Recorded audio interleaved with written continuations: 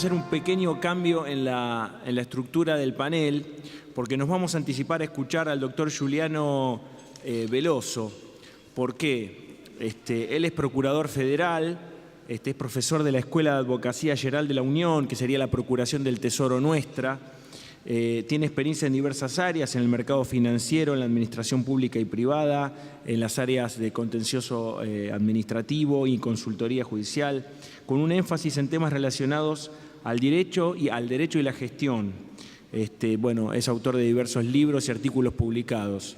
Giuliano tiene un trabajo que va a desarrollar y va a compartir con nosotros respecto justamente a tiene algo que ver con lo que habló recién Marta, a cómo puede organizarse el Estado para esta pelea súper compleja que es bueno, ver cómo acabamos con la impunidad de la corrupción, o por lo menos cómo podemos hacerle frente con mayor efectividad y mayor velocidad, que es algo que está muy vinculado. Así que, Giuliano, por favor. Bom dia.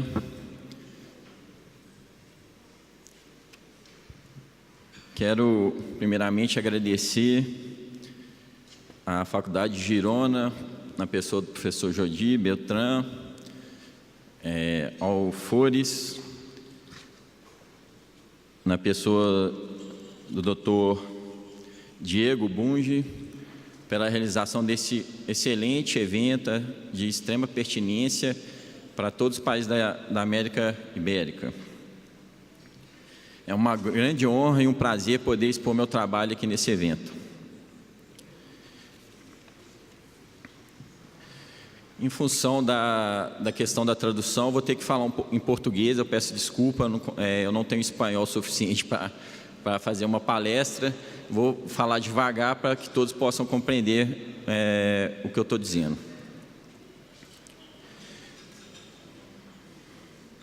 Como disse, também gostaria de cumprimentar os colegas de mesa, na pessoa do moderador, falar que é um grande prazer compor essa mesa com ilustres palestrantes. Como terminou a palestra a doutora Marta, o combate à corrupção passa necessariamente pela efetivação do Estado de Direito. A mesa está composta de pessoas que fazem um enfrentamento penal, mas esse enfrentamento também tem que ser feito administrativamente, como ela disse. É necessário uma fiscalidade, é necessário diminuir a burocracia. Existem outros meios para também combater essa corrupção, diminuir a pobreza, implementar os direitos fundamentais. E aí está o grande mérito do Congresso Bianual da Faculdade de Girona, desse projeto de segurança jurídica, compreender o indicador de segurança jurídica. Na medida que temos indicadores de segurança jurídica, nós somos capazes de ter indícios de onde está essa corrupção, de onde é necessário agir e onde pode-se atuar para diminuir, como a doutora Marta disse. Eliminar é uma coisa quase impossível, mas ter padrões de corrupção no mínimo aceitáveis, de modo que se tenha segurança jurídica.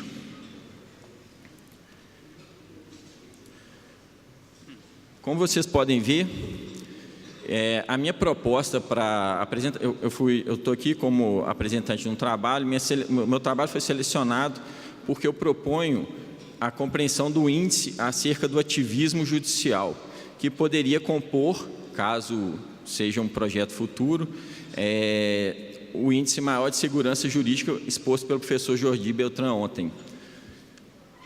A ideia é que o ativismo judicial ele apresenta sinais de alarme, indícios bastante relevantes, mensuráveis, quantitativamente e qualitativamente, capazes de permitir esse combate à corrupção, permitir a efetividade das políticas públicas. Então, eu vou tentar expor, é um artigo bem denso, eu poderia falar tranquilamente aqui 4 horas, então vou tentar sintetizar, porque o meu prazo é muito curto, e tentar transmitir a ideia do meu artigo.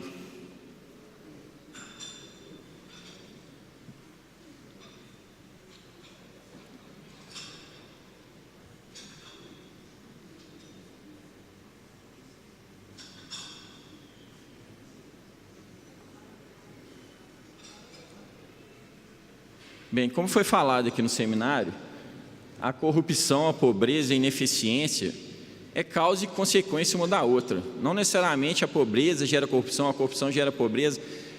É difícil dizer o que é exatamente a causa e a consequência de cada um.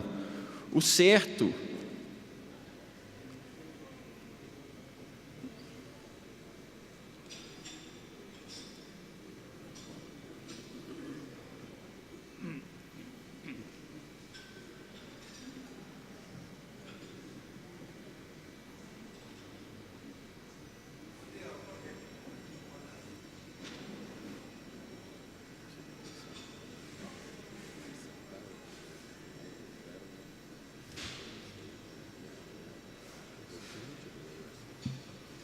Ya solucionamos este temita técnico. O certo é que eu vou falando e, na medida do possível, depois eu mostro os slides. O certo é que a falta que a corrupção, a ineficiência e a pobreza geram falta de serviço público, né? Como foi mostrado aqui um exemplo do trem aqui na Argentina, estavam desviando dinheiro da empresa de transporte ferroviário aqui da Argentina, deixando de fazer a manutenção. O que houve? Houve um acidente de trem. Isso acontece com as estradas, isso acontece com os hospitais, isso acontece em todas as políticas públicas. Necessariamente, o dinheiro é escasso. Vai faltar o dinheiro em algum lugar. Se está havendo corrupção, em algum momento alguém vai dar falta desse dinheiro. E isso vai implicar no serviço público. E o que acontece? No mundo inteiro surgem demandas judiciais, né? É a questão da discussão do ativismo judicial e do indicador, que eu já vou me adentrar ao tema. Inúmeras demandas. Na Colômbia, a Corte Constitucional fala do estado da coisa inconstitucional. A situação já chegou a tal ponto que foi declarado o estado da coisa inconstitucional e a necessidade de interferência do Poder Judicial. No Brasil, nós temos um caso também que a partir da teoria da Colômbia, do estado da coisa inconstitucional, a Suprema Corte Brasileira determinou a ingerência no Executivo, não se transpor no papel do Executivo, mas determinando medidas ao Executivo para tentar apaziguar a questão dos presídios no Brasil. Temos também a questão dos remédios, que está mais que judicializado.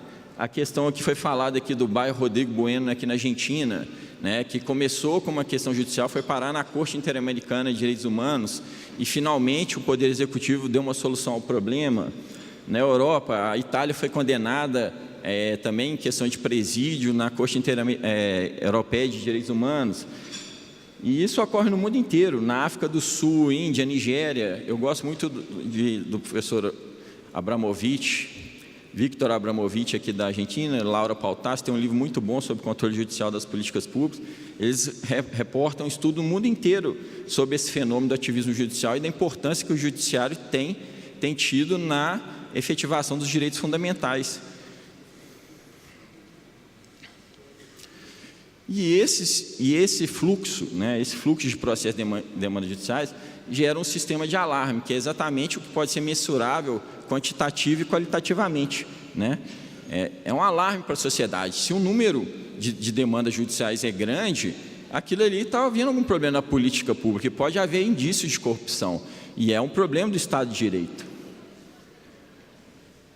O problema é que essa intervenção judicial ela pode ser positiva ou negativa. Então, é importante saber como intervir. Não é qualquer intervenção que pode ser positiva, mas uma intervenção ela tem que ter alguns cuidados, né? Não faltam casos, por exemplo, no Brasil, de intervenções catastróficas do judiciário em determinadas políticas públicas. E, por isso, deve-se tomar alguns cuidados. O que é certo é que não se pode abrir mão da política de titularidade de direitos fundamentais. A própria história da humanidade é a história do empoderamento de direitos, né? O direito à liberdade, né? Depois os direitos sociais, econômicos, políticos, agora os direitos difusos, coletivos. E essa estratégia de empoderamento é reconhecida pela ONU como uma estratégia eficiente de efetivação de direitos fundamentais. E isso a gente não pode abrir mão, e o Judiciário tem um papel fundamental nisso. Mas, para isso, são necessários mecanismos jurídicos que possam garantir essa exigibilidade de forma correta, né? Não é qualquer intervenção, como eu disse. Tem que estar atento à forma de intervir. E eu vou tentar explicar mais para frente como que eu considero a forma correta. Onde há uma maior institucionalidade, há uma maior tendência de sucesso, né? Como foi dito aqui também por vários palestrantes, onde as instituições são fortes, onde o Estado de Direito está presente, as intervenções judiciais tendem a ser mais efetivas e permitir a concretização dos direitos fundamentais. Para isso, é necessário que os juízes estejam qualificados, não só os juízes, os operadores de direito em geral, né? Como o professor Jordi fechou a palestra após uma pergunta, se os bacharéis de direito têm que mudar, os operadores de direito, sim, tem que mudar, né? Existem fundamentos filosóficos, políticos, econômicos, de que a formação jurídica ela é incapaz de dar uma resposta para a sociedade complexa do jeito que é hoje. Então, tem que se falar em uma multidisciplinariedade, né? Uma interdisciplinariedade, uma transdisciplinariedade. A complexidade em lidar com essas questões exige essa formação complementar até para dialogar, né? A doutora Marta estava dizendo antecedente, precisa de uma equipe interdisciplinar, mas se você é bacharel em Direito, não tem um mínimo de noção de contabilidade, não tem um mínimo de noção de finanças, você não vai conseguir nem dialogar, não vai saber entender como que a equipe está trabalhando. Então, essa formação interdisciplinar, transdisciplinar é fundamental. A legislação também tem que ser adequada. Ela tem que permitir que se haja em torno à busca dos resultados. Existem muitos instrumentos nas legislações atualmente, mas é preciso também que se aperfeiçoe os sistemas e que gerem ciclos positivos no aperfeiçoamento da legislação. Pode ocorrer também a questão da captura do judiciário, né? Por trás de um discurso muito bonito, pode haver uma estratégia maléfica para a sociedade. No Brasil, por exemplo, a questão dos remédios. As indústrias farmacêuticas estavam pagando aos médicos para fornecer cartões de advogados para que as pessoas entrassem com demandas judiciais na justiça, pedindo remédios que muitas vezes já estavam disponíveis, só que com outros nomes e preços muito mais caros. Ou seja, o judiciário estava sendo utilizado para oferir lucro para a empresa de farmacêutica. Então, é preciso ter atenção a esses riscos. É importante que o judiciário entenda seu papel de controle, de órgão de controle. Muitas vezes o judiciário ele se sente a necessidade de ser um protagonista. Não estou falando que há má fé, mas talvez uma falta de compreensão de que o judiciário tem que ter um papel de instigador, não de interferir, não de subsumir na posição do executivo. O outro risco que muitos autores internacionais falam é a questão da juristocracia, um governo de juízes. Isso tem que ser equilibrado, né? Pela luta, pelo processo democrático, pela compreensão do papel do judiciário. E essa questão da legitimidade é tratada por vários autores no mundo. O professor Gargarella, que esteve aqui, eu peguei esse livro aí para demonstrar a necessidade de uma justiça dialógica, né? Um processo comparticipativo, em que as partes efetivamente expõem seus argumentos, eles têm fundamentos para discutir aquilo, não são ignorados no processo judicial, no controle das políticas públicas.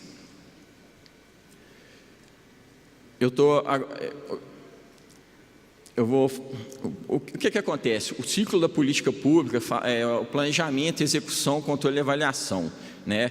O pessoal da ciência política fala em formulação, implementação, monitoramento, avaliação.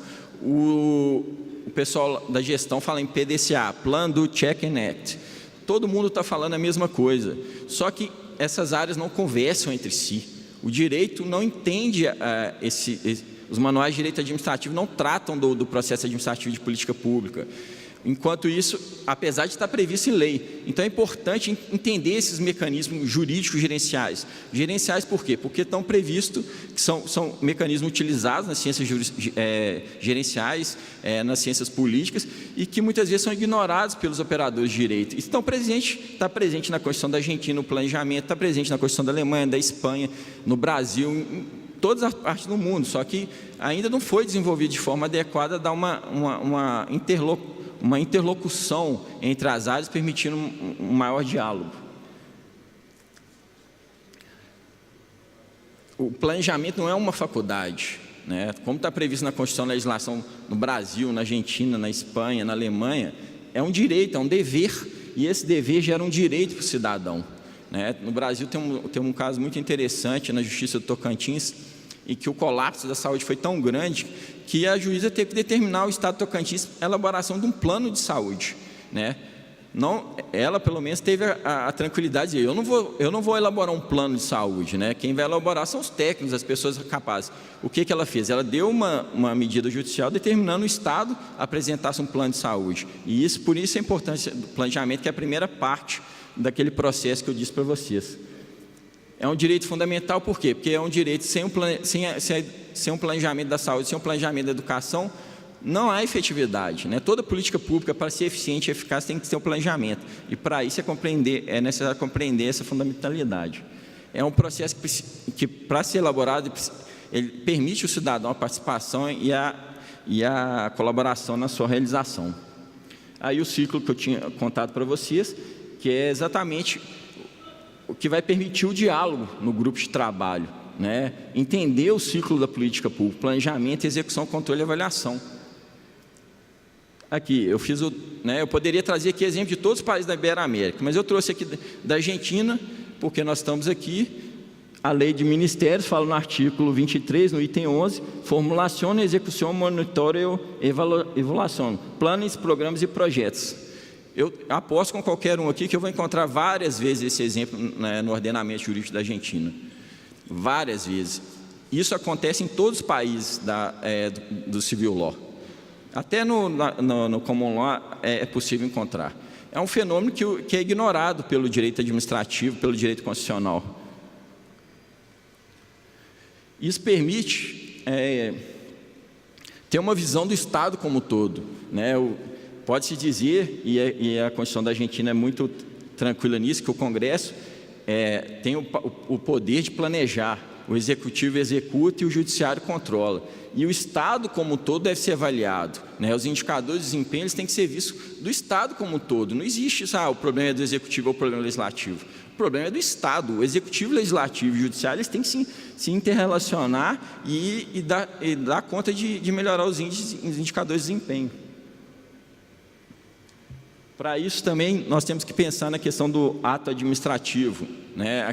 Não pensar no ato administrativo formal, mas se a gente está aqui pensando em mensurar, avaliar as políticas públicas, nós temos que saber que os atos administrativos eles têm que gerar resultados concretos. Não, sair de uma perspectiva formal e pensar na questão do resultado concreto, que deve ser um requisito essencial.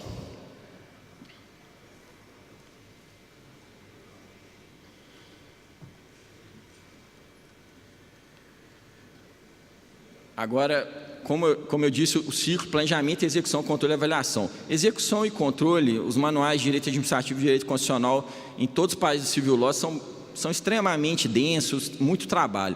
Na questão do planejamento, alguns países já estão desenvolvendo, mas na questão da avaliação ainda é uma coisa bem recente, né? A questão dos indicadores de desempenho, a questão da jurimetria, né? A governança por indicadores, é uma questão que ainda recente. Por isso é importante também falar no final do ciclo da avaliação. O que não se mede não se gerencia. É importante perceber o que são metas e o que são os objetivos. Alguns autores brasileiros falam que na Constituição há metas. Não há metas em nenhuma Constituição do mundo. As metas elas têm que ser específicas, mensuráveis, atingíveis, alcançáveis. Elas são determinadas. Um bom exemplo de meta é o Plano Nacional de Educação no Brasil, que nos anexos determina as metas.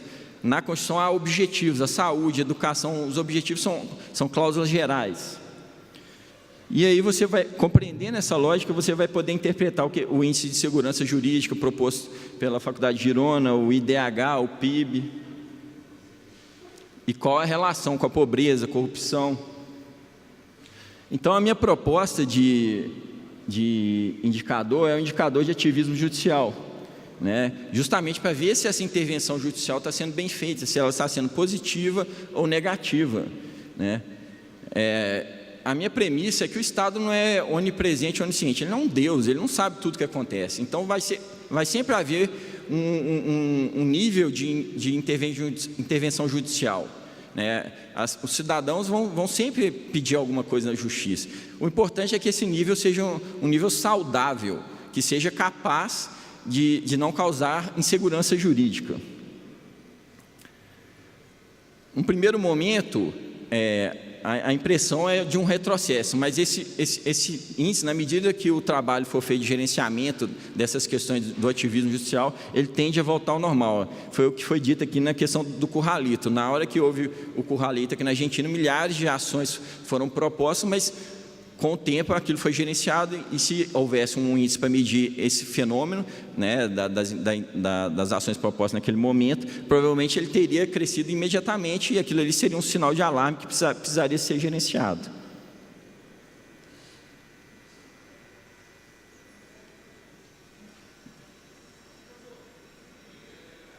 Apagou aqui.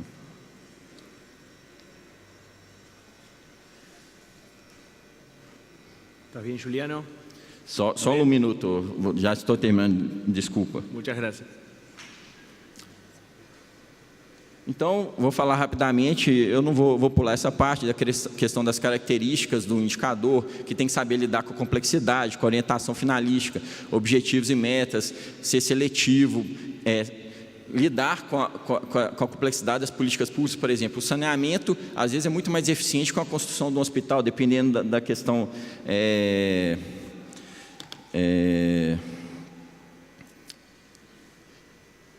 que está sendo colocado. O importante é que se vê que existe hoje uma preocupação em toda a doutrina internacional sobre a gestão pública. E eu colacionei esse artigo que eu achei ontem no site da presidência da Argentina, que é a gestão como bem jurídico. É fácil encontrar muitos autores dissertando sobre o assunto. Em suma, é preciso qualificar nas diversas perspectivas novas do direito de planejamento, processo administrativo e resultado, direito processual civil estrutural que eu acabei saltando, mas é uma forma de lidar judicialmente com a questão, um experimentalismo, que o leading case foi o Brown vs. Board of Education, que se alguém tiver alguma dúvida, depois eu explico melhor. E saber interpretar a realidade a partir de todos os conhecimentos, ciências econômicas, políticas sociais. Né? Melhor. Então, finalizando, não há solução mágica, né? Como foi mostrado aqui, as mudanças culturais, as mudanças, elas demoram tempo. O importante é se tenha os objetivos claros, né? Que se perpetue, que sempre tenha um incremento, que não haja retrocesso nessas mudanças. Os indicadores podem ajudar muito, né, em relação à cognoscibilidade e à confiabilidade das políticas públicas. Mas é importante repensar o direito, né? A matriz hoje do direito não permite a utilização correta dos indicadores de desempenho. Por isso, para se utilizar os indicadores de desempenho na perspectiva jurídica, é preciso sistematizar esses indicadores dentro do direito, é o que eu tentei propor para vocês. Muito obrigado, gente.